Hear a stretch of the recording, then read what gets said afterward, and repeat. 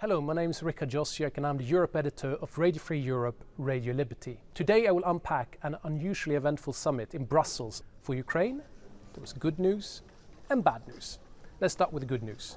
The European Union decided to open accession talks with Ukraine, as well as Moldova and Bosnia, and grant candidate status for Georgia. But it required that Viktor Orban, the Hungarian Prime Minister, who has been against Kiev's EU bid, to leave the room in order for the other 26 EU member states to decide on it. A sort of constructive abstention, if you like.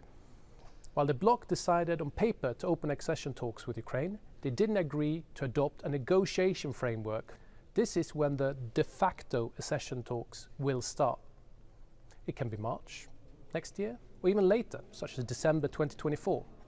And Hungary still has a veto in this process. So candidate status, which Georgia just got, is like having a plane ticket. Getting green light to start accession talk, like Ukraine and Moldova, is like getting a boarding pass.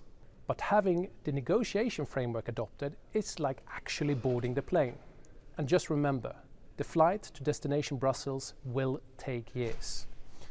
And then there is the bad news. The EU member states failed to agree fresh funding for Ukraine. They were hoping to raise the EU budget in order to provide Kiev with 50 billion euros for the next 4 years. Hungary vetoed that. There could be ways to circumvent that veto. For example, the 26 other EU member states just send money as loans to Kiev, which they guarantee.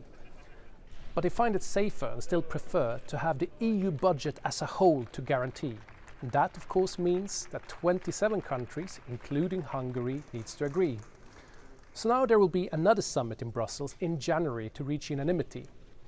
What could help is that Hungary receives more EU funds that Brussels have frozen due to rule of law concerns in the Central European country. Just before this summit, Budapest unlocked some 10 billion euros, and around 20 billion euros still remain frozen. It may need that money to flow to Budapest before Brussels can send cash to Kiev.